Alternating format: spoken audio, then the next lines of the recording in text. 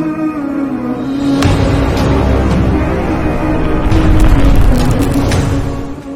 مسلمان کیسے تھے؟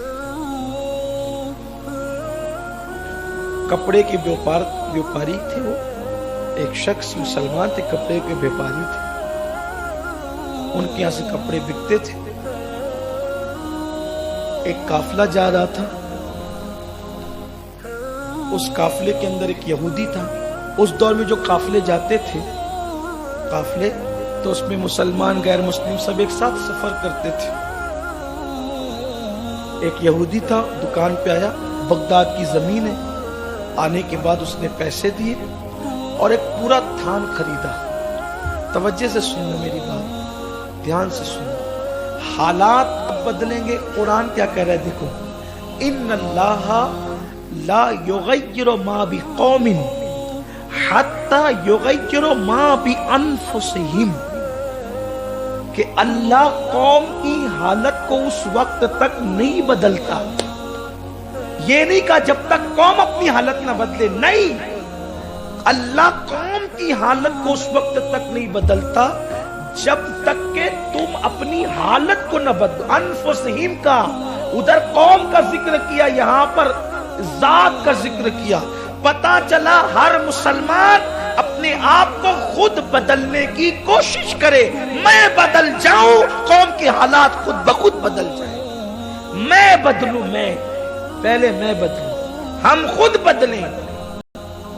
نعرے بازی کوئی حل نہیں ہے اپنے مسائل کا. امت کے مسائل کا حل پوسٹر بازی نہیں ہے. امت کے مسائل کا حل جذباتی تقریریں نہیں ہے. امت کے مسائل کا حل جو ہے وہ رسوماتی تقریریں نہیں ہیں.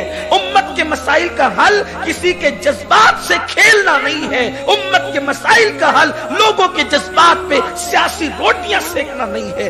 امت کے مسائل کا حل کل بھی رجوع اللہ اور اپنے آپ کو بدلنا تھا, اور آج بھی اپنے آپ کو بدلنا ہے. کوئی اپنے آپ کو بدلنا ہی نہیں چاہتا. سب کہتے تم بدلو اور تم بدلو اور تم. یہ سب کھیل تماشا بند کرو. ہم اپنے آپ کو پہلے بدلیں. کہاں ہے دین؟ دین کس کے پاس اور کتنا ہے؟ لوگ نعرے کے لیے جمع ہوتے, عمل کے لیے کیوں جمع نہیں ہوتے؟ لوگ نعروں کے لیے جمع, عمل کے لیے کیوں جمع نہیں ہوتے؟ جتنے نعرے کے لیے جمع ہوتے ہیں اس سے چند فیصد عمل کے لیے جمع ہو کر دیکھیں, پھر انقلاب دیکھیے, پھر تبدیلی دیکھیے. قوم کو بدلنے کی ضرورت ہے. تو اختصار کے ساتھ میں یہ بات دس کروں, بغداد کی زمین ہے. یہودی پیسے دیتا ہے, پورا تھان خریدتا ہے. مالک دکان گیا ہوا تھا نماز کے لیے, اپنے نوکر کو بٹھا کے کیا ہوا تھا. ہر دور کی بات ہے, نوکر اپنے مالک کی خوشی کے لیے بہت کچھ کرتا ہے. وہاں بھی ایسے ہی تھا. مالک کی دکان آیا, نوکر نے کہا کہ تھان میں نے بیچ دیا. کتنے میں بیچا؟ اتنے میں. بیٹے اس تھان میں عیب تھا, اس تھان میں عیب تھا. بتایا تھا؟ نہیں بتایا, نہیں بتایا تھا. کون لے گیا؟ بغداد کا نہیں تھا, کوئی مسافر تھا. سنیے, مسلمان نہیں تھا, یہودی تھا. پیسے کا ہے, کہ اس کے پیسے میں نے الگ رکھیں گے. پیسے لیے, گھوڑا نکالا اور جس سمت قافلہ گیا تھا اس سمت گھوڑا دوڑا دیا. کس لیے؟ ہم اپنے مفاد کے لیے بائک دوڑاتے ہیں.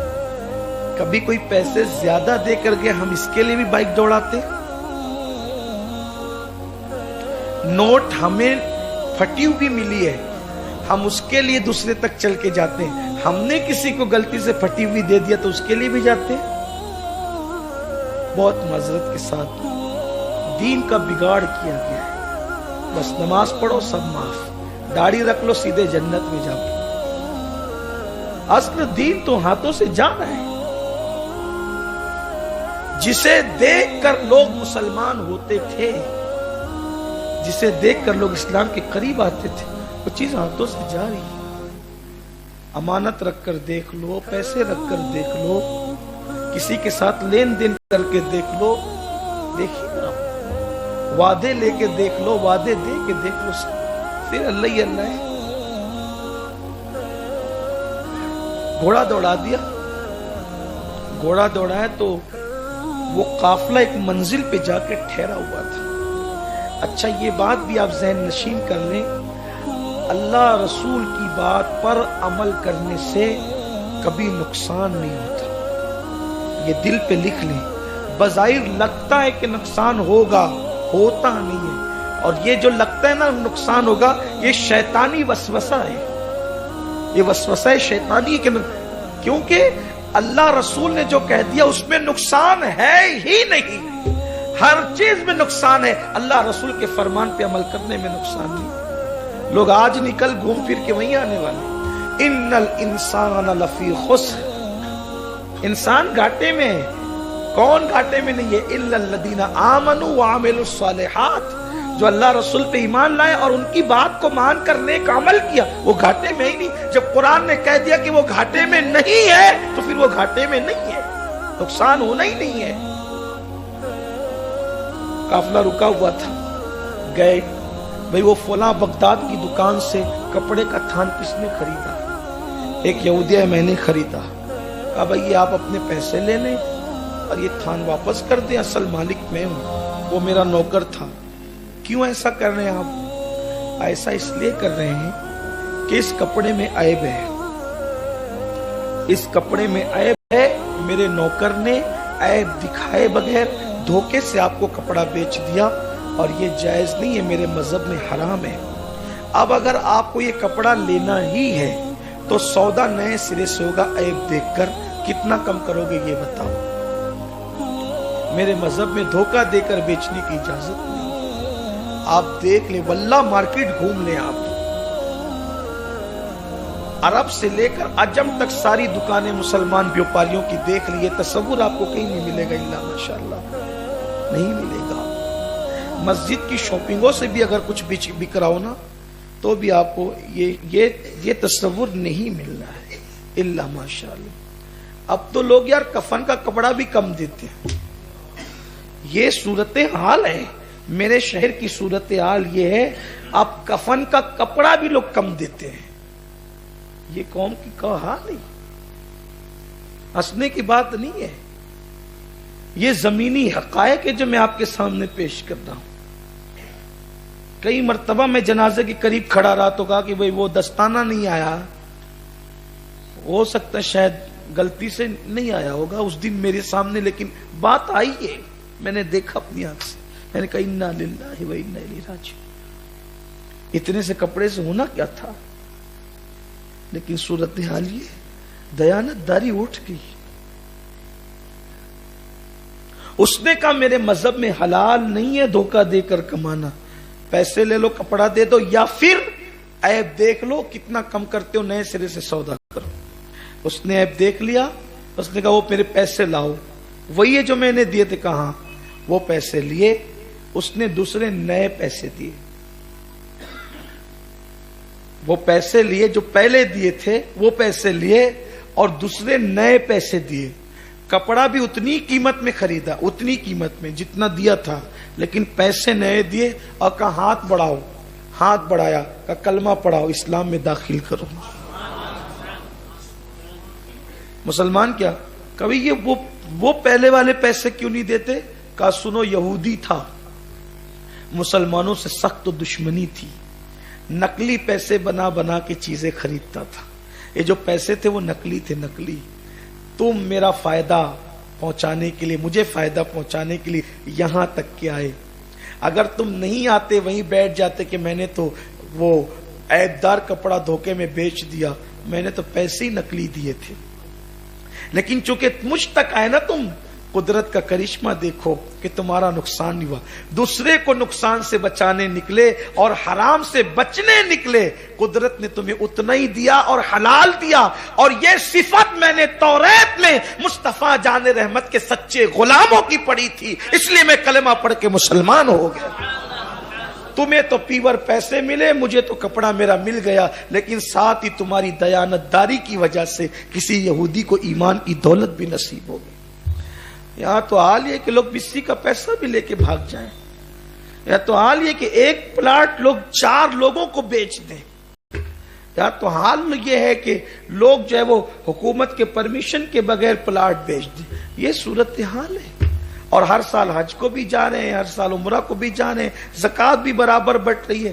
حرام کما کر اللہ کی راہ میں خرچ کرنے کا مطلب ایسا ہی ہے کہ جیسے گندگی کے پانی سے ناپاک کپڑے کو دھونا، یا جملہ سخت نہ ہو جائے تو برداشت کر لیں، پیشاب سے جیسے ناپاک کپڑے کو دھلنا کپڑے کو پاک نہیں کر سکتا، ایسے ہی حرام کمائی سے اللہ کی راہ میں خرچ کرنے کا یہی حال ہے۔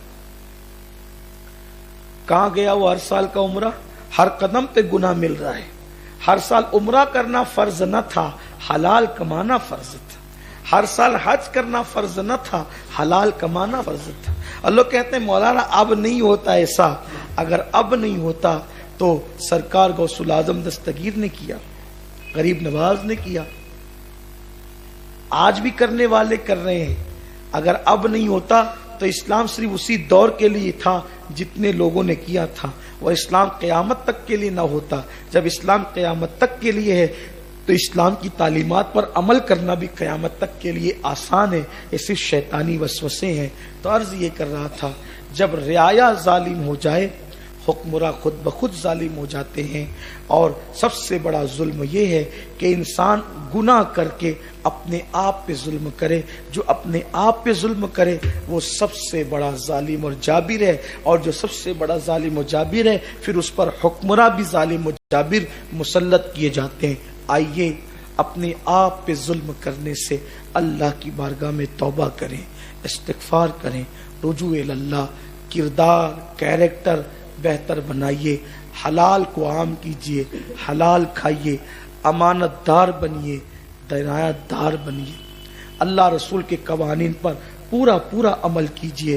اور میں نے جمعہ میں بھی لوگوں کو یہ بات کہی، اور اب بھی کہہ کے بات ختم کرتا ہوں کہ 5 وقت کی نمازوں میں پوری امت کے لیے عافیت کی دعا کریں، اور خاص طور پر فجر کی نماز سے 10-15 منٹ کچھ پہلے اٹھ جائیں، رات کے آخری پہر میں 2 رکعت نفل تہجد پڑھیں، اپنے لیے، اپنے گناہوں سے اور پوری امت کے گناہوں سے معافی طلب کریں۔ اس لیے کہ اگر چند لوگ بھی اللہ کی بارگاہ میں امت کے لیے مغفرت کی دعا کرتا ہے تو پھر اللہ لوگوں کے گناہ نہیں دیکھتا، چند لوگوں کے آنسوؤں کے صدقے اللہ سب پر رحم کر دیتا ہے۔